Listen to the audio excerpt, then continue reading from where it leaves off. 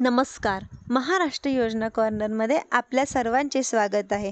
आजच्या व्हिडिओच्या माध्यमातून आपण बघणार आहोत की PM किसानचा हप्ता येत नाही किंवा PM किसानचे हप्ते येत होते परंतु येणारे हप्ते बंद झाले. PM किसानचा हप्ता येतोय परंतु नमो शेतकरीचा हप्ता मिळाला नाही. अशा अनेक सारे शेतकऱ्यांना प्रश्न येत आहे. अनेक साऱ्या समस्या आहे. हेच हप्ते का येत नाही आणि हप्ते बंद का झालेत, असे असतील तर काय करायचं यांच्याबद्दल सविस्तर माहिती आपण आजच्या व्हिडिओच्या माध्यमातून जाणून घेणार आहोत. तुम्ही जर माझ्या चॅनलवरती पहिल्यांदा आला असाल तर चॅनलला लाईक, सबस्क्राईब आणि शेअर करायला विसरू नका, जेणेकरून पुढे देखील अशीच महत्त्वपूर्ण अपडेट्स तुम्हाला पुढे देखील मिळत राहतील. चला तर तुमचा जास्त वेळ न घेता आपल्या व्हिडिओला सुरुवात करूया. PM किसान असेल यांच्याबद्दल प्रत्येक छोटा अपडेट आपण व्हिडिओ आपल्या व्हिडिओच्या माध्यमातून घेत असतो. केंद्रीय कृषी मंत्र्यांच्या माध्यमातून PM किसान योजनेचा जर शेतकऱ्यांना हप्ते शासनाच्या काही हलगर्जीपणे किंवा दुरुस्त्यामुळे किंवा काही इतर कारणांमुळे आलेले नसतील आणि शेतकरी जर पात्र असेल तर सर्व थकीत हप्ते दिले जातील, अशा प्रकारे माहिती दिली होती व त्या बेसवरती दुरुस्ती करण्याचे सुद्धा निर्देश करण्यात आलेले आहे. राज्य शासनाच्या माध्यमातून सुद्धा दुरुस्ती करण्याच्या जवळजवळ 400 पेक्षा जास्त कर्मचारी नेमण्यासाठी मंजुरी दिलेली आहे. तथा प्रकारचे कर्मचारी नियोजन करण्यात आलेले आहे. नमो शेतकरीच्या अंतर्गत 1 ते 6वा हप्ता जर काही कारणास्तव शेतकऱ्यांना आलेला नसेल, यांच्यामध्ये जर काही दुरुस्तीचं काम असतील तर ती दुरुस्तीचं काम करून शेतकऱ्यांना ते हप्ते वितरित करण्यासाठी मंजुरी दिलेली आहे. तशा प्रकारच्या प्रक्रिया राबवल्या जात आहे.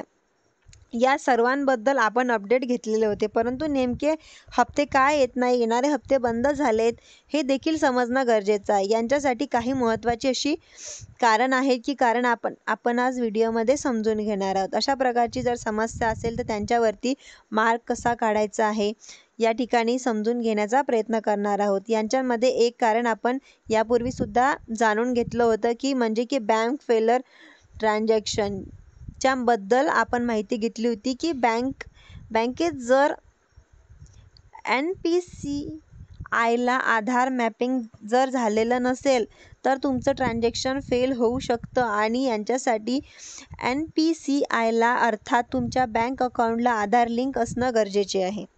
ती प्रतिक्रिया करून घेणं गरजेचे आहे. परंतु एवढ्यांमुळे हप्ते येत नाही असं नाही. त्यांच्यासाठी बरीच सारी कारणं आहेत, ज्यांच्यामधील पाहिलं गेलं तर म्हणजेच की तुमचं लँड सीडिंग. आता लँड सीडिंग म्हणजेच की शेतकऱ्यांना बऱ्याच वेळा समजत नाही. केंद्र शासनाच्या माध्यमातून यांच्यामध्ये फिजिकल व्हेरिफिकेशनसाठी सांगण्यात आलेलं होतं.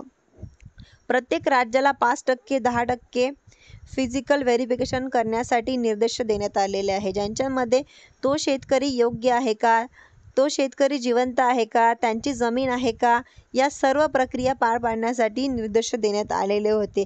आता यापूर्वी करण्यात आलेली प्रक्रिया होती, यांच्यासाठी शेतकऱ्यांना यांच्या जमिनीच्या 7/12 किंवा 8 अशी कागदपत्र, स्वतःची जमीन आहे का, सामायिक आहे का, एका कुटुंबातील किती लाभार्थी हे व्हेरिफिकेशन त्यासाठी करण्यात आलेलं आहे.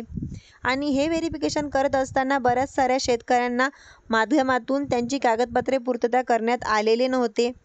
त्या शेतकऱ्यांना लँड सीडिंग तो अशा प्रकारे एरर आलेला होता. परंतु यांच्यावरती आता सर्वात सोपा उपाय आलेला आहे, म्हणजेच की फार्मर ID. शेतकऱ्यांचे फार्मर युनिक ID काढलं जात, शेतकऱ्यांचे ओळखपत्र काढलं जातं आणि शेतकऱ्यांना आता फार्मर ID बनल्यानंतर शेतकऱ्यांना या सर्व प्रक्रिया ऑटोमॅटिक सुलभ होणार आहे. त्यांच्यामुळे फार्मर ID बनवणं हा PM किसान लाभ घेण्यासाठी सर्वात पहिली महत्त्वाची अशी प्रक्रिया आहे. त्यांच्यासाठी आपण पाहिलं होतं की 15 तारखेपर्यंत लास्ट तारीख दिली होती. आता 30 एप्रिलपर्यंत ती फार्मर ID काढून घ्यावेत, अशा प्रकारे आव्हान या ठिकाणी करण्यात आलेलं होतं. दुसरं की KYC आता प्रत्येक वेळोवेळी KYC करायला सांगितलं जाते. फार्मर ID बनल्यानंतर ती KYC प्रक्रियासुद्धा बंद होईल. परंतु सध्या तरी शेतकऱ्यांनी ज्यांची कोणाची KYC केलेली नसेल त्यांनी KYC फेस आणि थंब लावून या ठिकाणी KYC करून घ्यावे सांगितलं जातं. ते OTPच्या माध्यमातून सुद्धा शेतकऱ्यांना KYC करता येते. आता येणाऱ्या काळांमध्ये शेतकऱ्यांचा फार्मर युनिक ID बनल्यानंतरच त्यांचा अन्नदाता कार्ड बनल्यानंतर त्या शेतकऱ्यांना वेळोवेळी KYC किंवा लँड सीडिंग फिजिकल व्हेरिफिकेशन करण्याची गरज पडणार नाही. यांच्या माध्यमातून बँक खाते आधार लिंक नसल्यास ते बँकेमध्ये जाऊन करणं. आता यांच्यामध्ये दुसरं एका महत्त्वाचं असा एरर आलेला आहे की तो म्हणजे आधार लिंक बँक खातं बंद असणं. बऱ्याच शेतकऱ्यांच्या माध्यमातून आधार तर लिंक केलेलं असते, परंतु खातं डोरमॅट झालेलं असते, ते खातं फ्रीज झालेलं असते.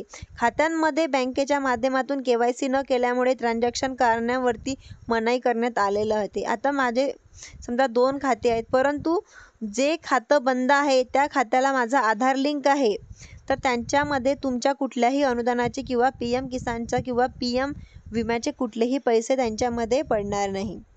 आपण म्हणतो की पैसे आले नाही, पैसे गेले कुठे, पण नेमकं हे अतिशय महत्त्वाचं कारण आहे. यांच्यामध्ये 15 दिवसांपूर्वी, 1 महिन्यापूर्वी एक व्हिडिओ बनवलेला होता. तुम्ही व्हिडिओ तर नक्की बघा. तुम्ही ऑनलाईन पद्धतीने सुद्धा बनवू शकता. समजा तुम्ही एका बँक खात्याला आधार लिंक केलं असेल तर दुसऱ्या बँकला सुद्धा आधार लिंक करून घ्यावे, बदलून टाका. म्हणजेच की तुम्ही जे अकाउंट नंबर PM किसान योजनेच्या हप्त्यासाठी दिलेलं होतं त्या खात्याला तुम्ही आधार लिंक नक्की करून घ्यावे. बँक खात्याला दुसऱ्या कोणालाच तरी आधार लिंक असणं गरजेचं आहे, परंतु वेळा पाहिजे. आधार कार्ड असताना वगैरे दिलेले ट्रान्झॅक्शन दिसून देत असताना जरी असेल तरी क्रेडिट होत नाही. त्यांच्यामुळे आपलं बँक खातं त्यांना आधार लिंक केलेलं आहे, म्हणून तुमच्या खात्याला ते पैसे येत नाही.